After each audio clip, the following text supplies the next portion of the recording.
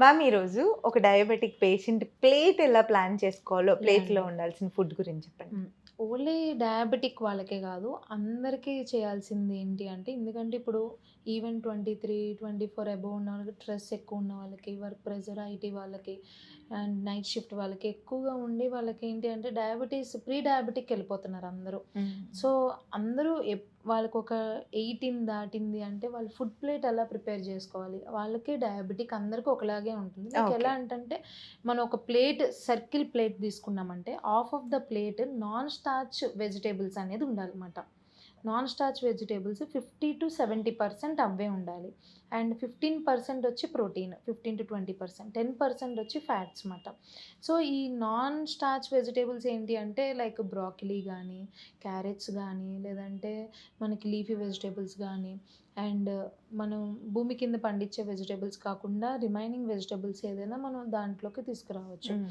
And మళ్ళీ fats, carbs వీటిల్లో ఏంటి అంటే 1 కప్ రైస్ గానీ, లేదంటే కర్డ్ గానీ, లేదంటే నాన్ వెజ్ ఐటెమ్స్‌లో ఏదన్నా ఫ్యాట్స్ వీటిల్లో ఇదొక 10% తీసుకోవచ్చు.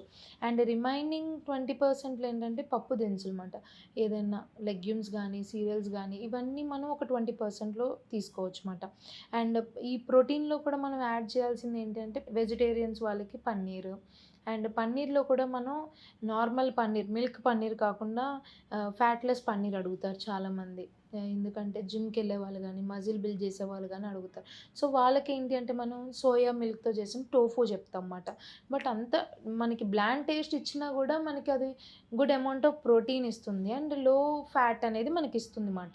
సో, అలా తీసుకోవచ్చు. అండ్ వెజిటబుల్స్ ఎప్పుడైతే మీరు లాట్స్ ఆఫ్ వెజిటబుల్స్ పెడతారో బాడీకి అంత మంచి ఫైబర్ వెళ్తుంది మాట. సో, మీరిప్పుడు మన డైలీ లైఫ్‌లోనే చూసుకుంటే, ఇప్పుడు మనం మధ్యాహ్నం పూట లంచ్ టైమ్‌లో రైస్ తింటాము. ఒక 1 బాక్స్ ఆఫ్ రైస్ ఉంటది. కర్రీ కొంచెమే తెచ్చుకుంటాము. ఆ కర్రీ కలిపేసుకొని తినేసి పెరుగన్నమో, లేకపోతే ఏదో పప్పు వేసుకొని తినేస్తాం. మనకు 1 అవర్ దాకా బానే ఉంటుంది. తర్వాత స్లీప్ మోడ్‌లోకి మనం వెళ్తూ ఉంటాం. అలా కాకుండా బాడీని యాక్టివ్ చేయాలి. బాడీ ఎప్పుడు మనకి సస్టైన్‌లో ఉండాలి. మనకు వర్క్‌కి ఇది ఎప్పుడు మనం డిస్టర్బ్ అవ్వకూడదు. బాడీ ఎప్పుడు యాక్టివ్‌లో ఉండాలి అంటే లాట్స్ ఆఫ్ వెజిటబుల్స్ గానీ, ఫైబర్ ఐటెమ్ పీచు పదార్థం మెయిన్‌లీ ఏంటంటే ఫైబర్ ఐటెమ్ ఎక్కువగా తీసుకుంటే ఏంటంటే మనకు డే మొత్తంలో మనం యాక్టివ్ ఉంటాం మాట.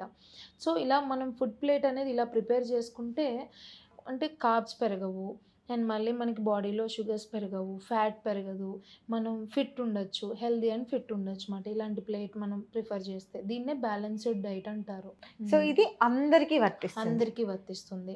సో, చూసారు కదండీ! ఈ ప్లేట్ ప్లానింగ్ ఏదైతే ఉందో అది ఓన్లీ డయాబెటిక్ పేషెంట్స్‌కి కాదు అందరికీ వర్తిస్తుందని చెప్తున్నారు. సో, ఈ నెక్స్ట్ వీడియోలో మీరు డయాబెటిక్ పేషెంట్స్ ఏ టైంలో ఫుడ్ తీసుకోవాలి, ఎంత మోతాదులో తీసుకోవాలి, ఆ టైమింగ్స్ గురించి తెలుసుకోబోతున్నారు. తెలుగు వన్ హెల్త్ ఛానల్‌ని సబ్స్క్రైబ్ చేసుకోండి. నిష్ణాతులైన డాక్టర్స్ చే ఇవ్వబడుతున్నటువంటి సలహాలు, సూచనలు పాటించడం ద్వారా మీ హెల్త్‌ని మరింత మెరుగుపరుచుకోవచ్చు. సో, మీ ఫ్రెండ్స్ అండ్ ఫ్యామిలీ మెంబర్స్‌కి ఎవరికైతే ఈ వీడియో అవసరం ఉందని మీరు అనుకుంటున్నారో వాళ్ళకి కూడా షేర్ చేయండి, లైక్ చేయండి, సబ్స్క్రైబ్ చేయండి.